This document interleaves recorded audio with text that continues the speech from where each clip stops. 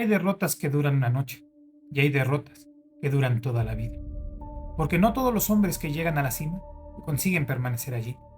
Algunos son derrotados por enemigos, otros por sus propios errores, y unos cuantos terminan siendo perseguidos por una pregunta que jamás pudieron responder. ¿Qué habría pasado si hubieran llegado al poder?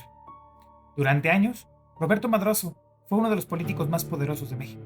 Gobernador, dirigente nacional del PRI, precandidato permanente, operador político y para muchos, el hombre destinado a convertirse en presidente de la República. Pero algo ocurrió. Poco a poco, el proyecto comenzó a fracturarse. Las alianzas se rompieron. Los amigos desaparecieron. Las derrotas comenzaron a acumularse.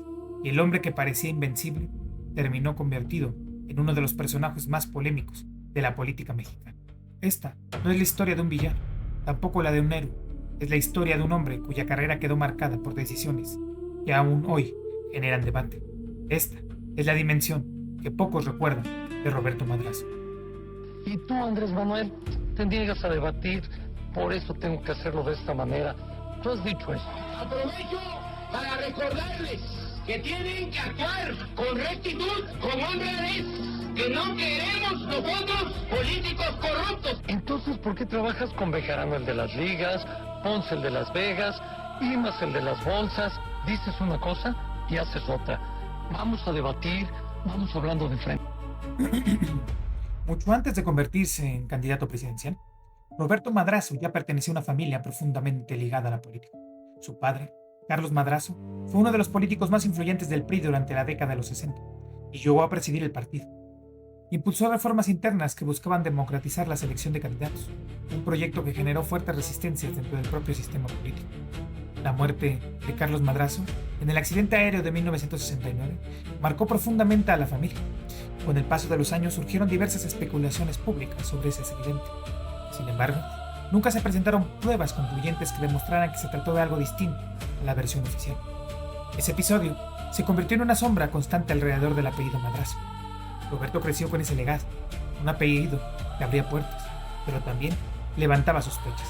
Desde joven, entendió que la política mexicana no bastaba con tener un talento.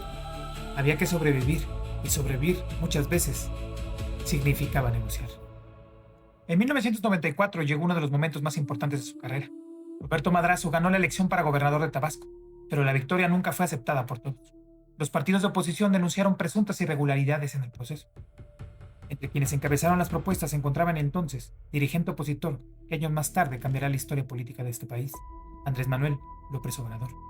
Durante semanas hubo movilizaciones, bloqueos y una intensa confrontación política. Aquella disputa colocó a Madrazo y a López Obrador en bandos opuestos, una rivalidad que se prolongaría durante años y que marcaría parte del debate político nacional. Mientras unos defendían la legalidad de la elección, otros sostenían que el proceso había estado plagado de irregularidades.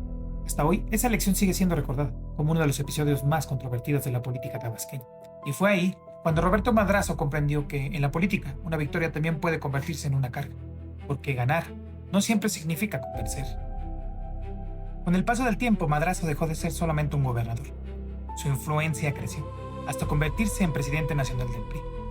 Pero dirigir al partido más poderoso de México significaba algo más que administrar una organización política.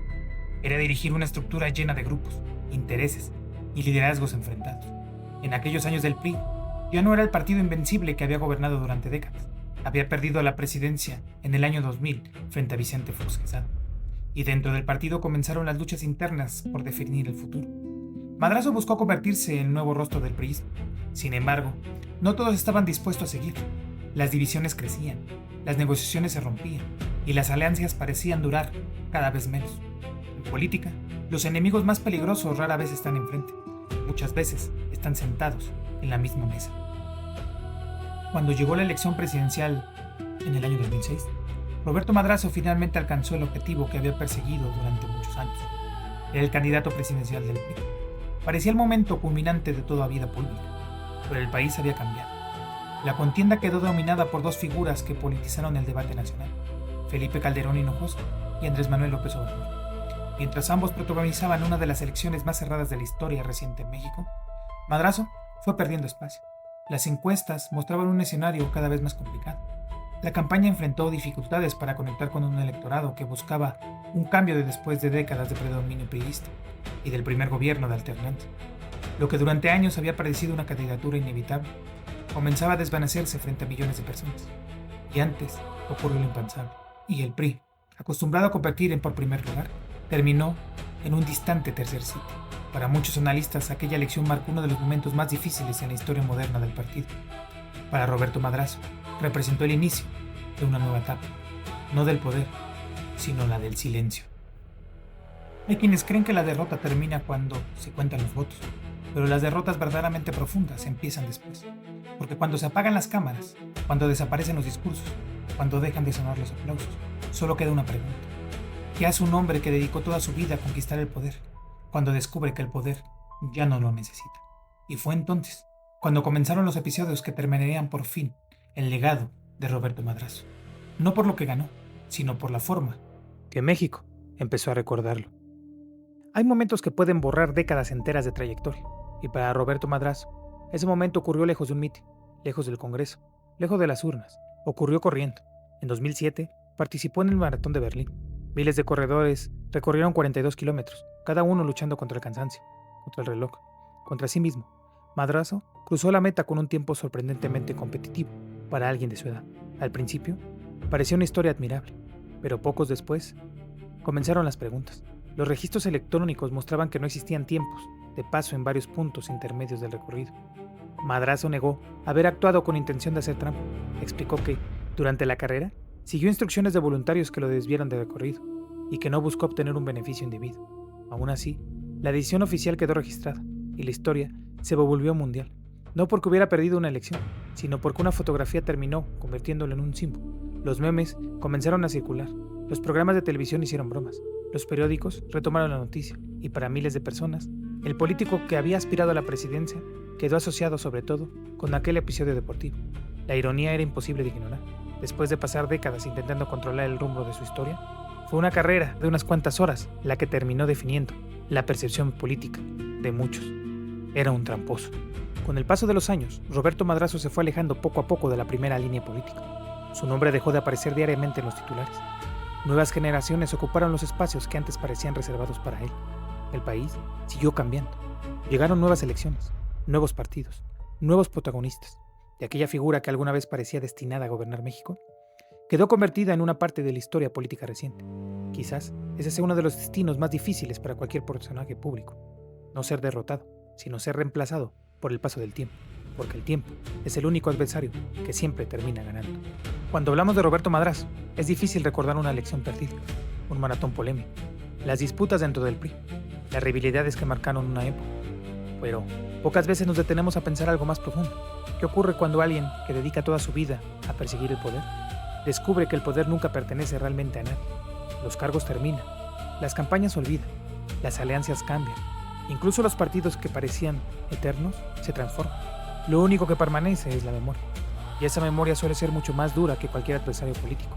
Quizás esa es la verdadera historia de Roberto Madrazo, no la de un hombre que quiso ser presidente, sino la de alguien que conoció de cerca la cima, y también aprendió lo rápido que puede uno desaparecer, porque al final, la política nunca recuerda únicamente a quienes ganan, también recuerda a quienes estuvieron tan cerca del poder, que su caída terminó siendo imposible de olvidar.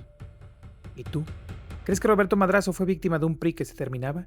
¿O sus propias decisiones terminaron por diferir el legado con el que hoy se le recuerda? Te leo en los comentarios. Y si disfrutas este tipo de historias donde exploramos el lado más humano, complejo y controvertido de los personajes que marcaron a México, suscríbete a Dimensión Caótica y activa la campana para no perderte los próximos episodios. Además, si la música que acompaña nuestras historias logra transportarte, te invito a visitar nuestro segundo canal, Sonidos de la Dimensión, donde encontrarás las versiones completas de las canciones originales que dan vida a cada relato. Porque a veces, una historia termina, pero su eco permanece. Y no olvides suscribirte aquí en tu canal, Dimensión Caótica. ¡Vámonos! Mi papá se fue al otro lado y mientras nos manda a buscar, yo ayudo a mi mamá y a mis hermanitos. Trabajando. No se vale. Esto me entristece. Me duele mucho. La única forma de cambiar esto es creando empleos bien pagados, bajando los impuestos, quitando trámites y logrando inversiones que te beneficien a ti. Soy Roberto Madrazo. Te garantizo más empleo, más seguridad y menos pobreza. Con Roberto Madrazo te va a ir muy bien.